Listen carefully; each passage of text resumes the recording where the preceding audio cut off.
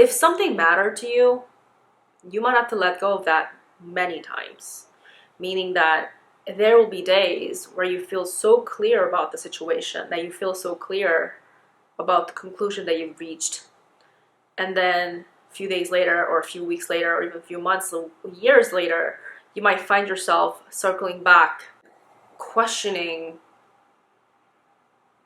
about the what ifs, or if something could have gone differently, or you might even be questioning yourself, like, was there something that I did wrong, or was there something I could have done differently? Like, making all these second thoughts, right? Giving yourself all these second thoughts about what happened. That's one of the hardest things that you have to deal with sometimes, when you're left with no information to work with, and basically you have to like give yourself the closure, right? And I totally believe that you have to actually give yourself the closure, and you don't need that closure to move past the situation, but it is totally valid, and it is okay to have questions. Questions are okay. I think people are obsessed with getting those questions answered.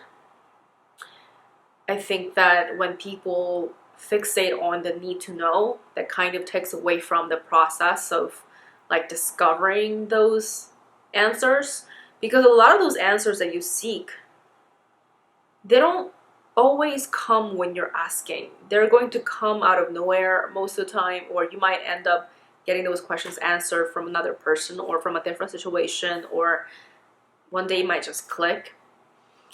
Or rather, like, sometimes the question might get answered in like a metaphorical way rather than like an actual, like, you know, the answers that you're seeking, right? What really is the answer that we're seeking out here? There's a lot of questions that we have about a lot of things, right? A lot of things that don't make sense to us, and it can be really detrimental to our healing journey if we really fixate on it. Those questions that never leave us seem to make us angry also, right? Because these things don't make sense, the way that happened, and why it happened, and why it had to be this way. Like, there's a lot of different situations that we can apply this concept to, right? Like, it can be like losing somebody that we love way too early. It can be getting left behind by somebody that we love who claim to love us. It can be a relationship going south out of nowhere. It can be you giving your best to somebody or doing your best in a situation but still being betrayed. So like, there's a lot of different situations that we can apply this concept to, in which that we felt completely out of control, but we were the ones suffering the consequences of the situation that was completely unforeseen. You're not going to always understand what happened here or why it had to happen, right? This might be the time that you are angry at life, at God, maybe even at yourself for being so helpless. Or maybe you're mad at yourself because you feel like you caused this, that you could have done something better to prevent this, maybe. But I wonder, right? I wonder how valid that is in our thinking. Because what usage is there for us to blame ourselves for something that already happened, right? And yes, as humans, we're obsessed with knowledge, we're obsessed with information, we're obsessed with answers. So it's natural, of course, we're going to be like seeking answers to our questions, and even asking the same question over and over. Because once again, you might have done all the self-work, and you might have given yourself all these answers, and you might have even given yourself the sense of peace. But then, like, you look back later on and you find yourself asking the same questions again. Yeah, like, you realize that you never got over this. And the way that it hits you the same, like the first time it hit you and it keeps hitting you the same, it gives you the same pain to the same degree every time you think about it. That could be very much like upsetting. Even if you do so much healing work and intentional healing work, and you say you're over it, and you really might have felt like you're over this, but then if you find yourself fixating on it again, you might get mad at yourself for that, because it's like, I thought we already went over this. Like, why are we getting fixated on this again? Like, you can't seem to control your thoughts. And you find yourself still asking for that understanding. It's like, it's hard to move past something when you don't understand. I think in the context of, let's say, right, I think there's different layers here. Of course, when it comes to situations where it wasn't possible for the other person or for anybody else to give us like a sense of closure or some sort of answers or even comfort for what we were left with. For example, if there was a situation with like sudden passing of someone close to us, then who could we possibly go to get answers for that? Like, who do we get answers from, right? Like, how do we talk to God? I mean, I know people can talk to God in their own ways, but like, there's no logical, tangible answers that we can obtain by asking questions like, why did this have to happen? And especially when they're going through like grief and they might be blaming themselves, who can possibly come to your life and bring you out of that, right? But I was trying to kind of make comparisons between situations, between like that situation versus, let's say, it's a situation where we do have control over it, right? Like, let's say it's a situation in a relationship where somebody did something to us, or right, something happens in the relationship and they don't really communicate with us directly about what's really going on, so we're like left with wondering, like having to wonder what really happened. So you see how that's different. In one situation, you might be really completely like alone because nobody in the world could give you answers to your questions. But then in the other situation, you have someone who could possibly help you gain that understanding, but they chose not to. So there is no closure. Let's be more specific. It's someone who kind of like disappeared on you, ghosted you. There's that situation. But I just thought about it. I think that in both those situations, the person experiencing the pain possibly might be blaming themselves for the pain that they're feeling.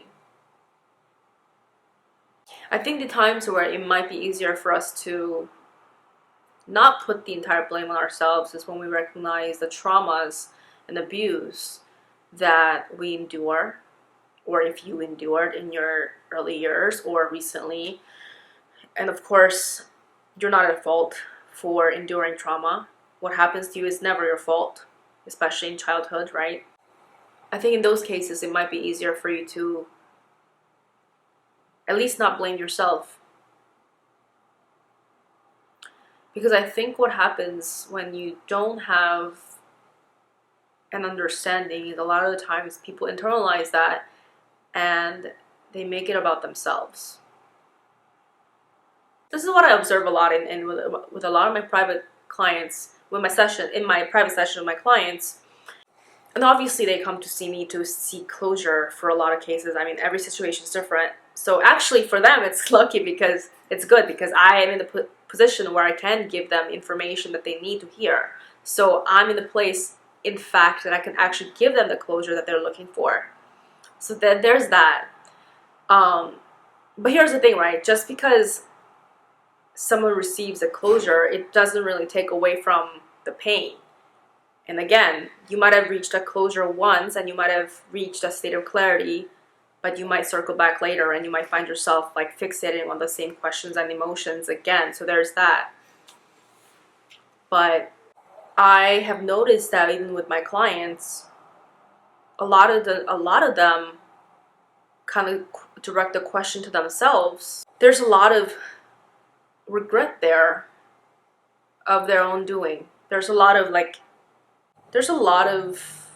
self-blame. It's interesting because the people that are left with the pain end up inflicting the pain more on themselves. Somehow it's like they're making the connection. Did I do something to deserve this? Not that they actually think that they deserve the pain, because no one believes that they deserve the pain, but it's like they somehow think that there's a connection between like what they're experiencing versus what they cause upon themselves. So they're really making this about themselves, which is not always fair, right?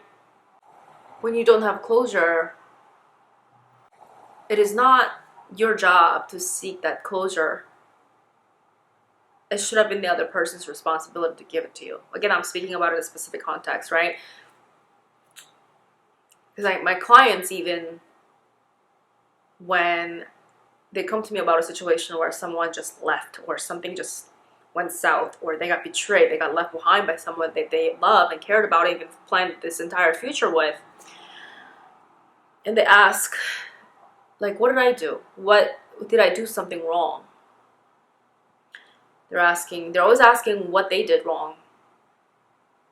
That's the first thought they go to. They think that because somebody just left, they blame themselves instead of looking at the situation objectively.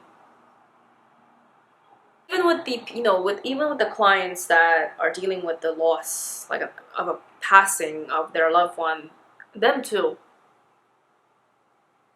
there seems to be blame there. There seems to be like a component of blame, where like they think that there's something that they didn't do enough that caused this to happen. So there's guilt there that they carry over. I think it's more difficult to reach a closure when the person is living and they just haven't communicated what they should have communicated. Let's look at another example, right? What if it's someone that you are in communication with, but that, let's say that you guys have a history where they were abusive to you in the past, but in the present time they're completely denying of that. If they're completely denying of the fact that they have caused you traumas in the past, but they're denying that, you can't have closure from that either, because this person is denying your reality. They're gaslighting you for your reality. You see, this is why there is power in giving yourself the closure that you need. But I feel like looking for closure, it might also be another way that we prevent ourselves from moving forward. I think closure is an illusion. I think what it is that there's a lot of things in our life that are completely out of our control.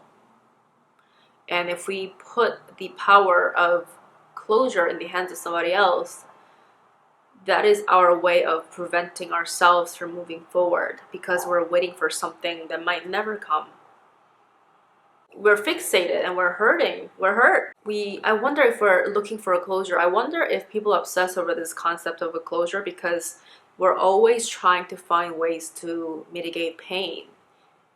So I wonder that if we give ourselves this perception, this illusion of a closure, that we think that once we have this, we're going to be free of pain. But what if the outcome is still the same? Because what we're suffering from is what happened. It's not over why it happened, right? Because even if there is that extra information as to why it had to happen, that's still not going to take away the pain. If you find yourself like having a really hard time understanding why something had to happen that way, do you think that you really need to know why? Like, do you think that that's actually going to help you? Here's the thing, right? I think the question of this why is also not realistic. Because the why people are asking, once again, right? People are trying to make sense of this situation. That people are trying to like grasp onto the situation. But not everything that happens to us in our life is logical. You also have to understand that. So that means that even if we receive the answer, what if it doesn't like, what if we don't like the answer? What if we don't think that it makes sense? What if we don't think it's logical in our own perception? Then what? Like, do we need more? But what if that's literally the reality of it? It's really hard to accept that someone would behave in a way that we would never behave, right?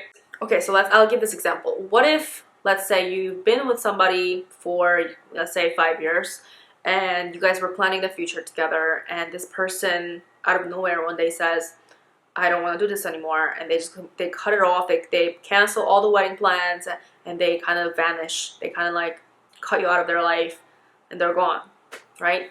Devastating. You're not going to understand because you're still madly in love with them, so you're not going to understand their reasoning. So the questions that you're going to fixate on is why? Why? But they already gave you the answer. But you're still thinking, you're still searching for more because you feel like you need to know more to understand what really happened. Once again, this might be the process where you're blaming yourself. Like, what did I do? Did I do something wrong? Was I not enough for you? Was I not good enough? Did I upset you? Again, right? I already talked about this, but you're looking for ways to blame yourself. You somehow carry over this guilt over something that you shouldn't be guilty of. Like, what if this entire thing had to do with them, right? What if they just left because they genuinely just had a change of heart? They don't have the same romantic feeling for you. They stopped loving you in that way, so they just left. So that was their legitimate reason. But if you don't understand that, because you still are in madly love with this person, so then what? But subconsciously, you still might be looking for the closure. So this ultimately comes down to this, the denial of the reality, and again, the attempt to escape pain. I believe that people seek closure in a desperate attempt to mitigate pain, to evade pain. Because who wants to deal with pain, right? Who wants to deal with pain? Life is full of situations that don't make sense, if you really think about it. And no matter how much healing work that you do, there's still a lot of things that don't make sense. And you really have to start asking different questions. Why can't I just let myself feel this pain? Why can't I just accept that this really sucks right now? Why can't I accept that this hurts like hell? Why do I put myself in this illusion that if I have this information, I'm gonna magically feel better? Again, I think it's human nature to want to run from pain. Because reality is full of pain, if you really think about it. There's going to be a lot of things that you don't understand, that you might never understand why something had to happen. If you think about the things that have hurt you in your life, did you always understand why those things happened to you? Do you ever remember actually reaching a state of true clarity about those things that happened to you that caused you great pain? Me personally,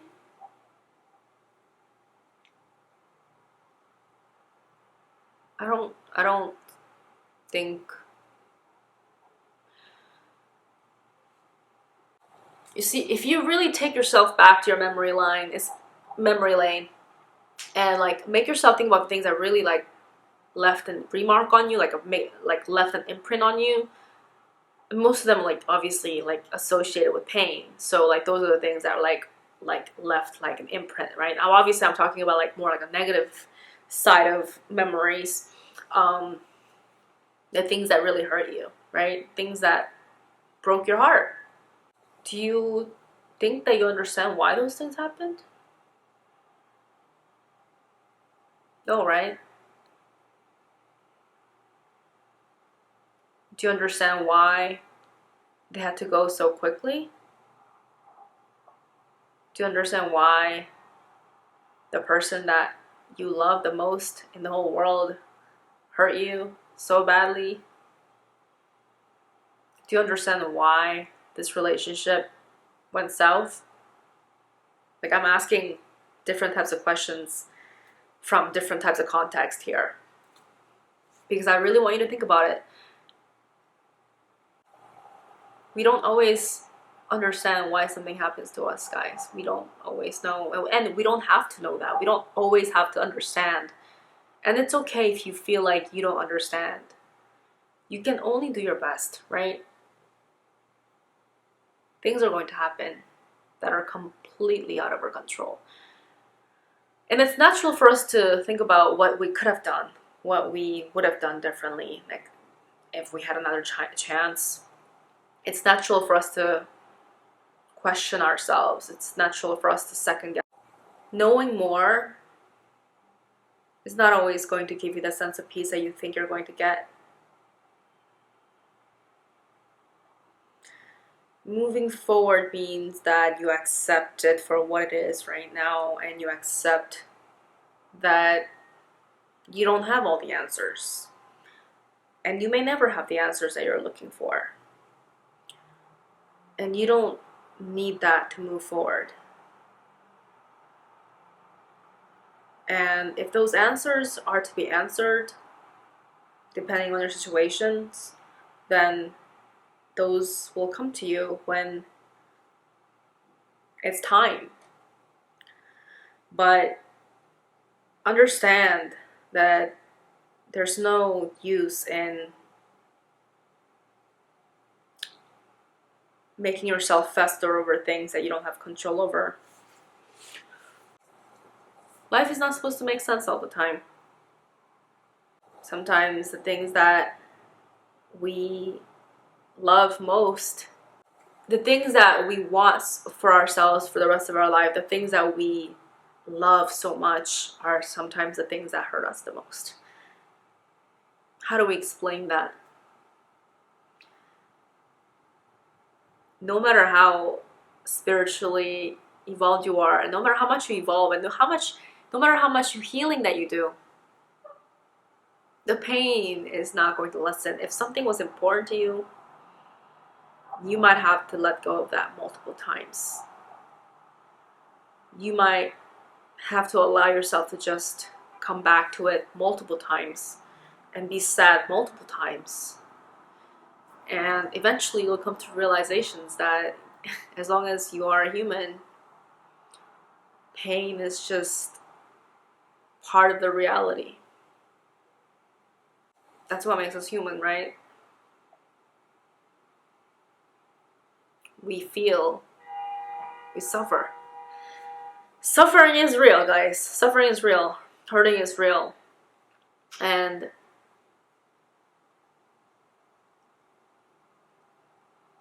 we can still choose to move forward. That is real power. Standing up and rising up to your power, regardless and despite all, that's how you show yourself what your true power is. True power isn't you finding answers to your questions. It's you moving forward regardless, and knowing that you're not in control all the time. And you're not here to answer questions. It is not your responsibility to know. Okay? Sometimes understand that knowledge also comes with burdens. The more you know, sometimes the more it hurts, right? You know, you guys heard the saying, ignorance is bliss, right? Not every question is meant to end. Not every question is meant to be answered. I think there's no limit to asking questions. Everyone's allowed to ask questions. We're always asking questions. But I think the illusion here is that we think that if we pose a question, it's supposed to be answered.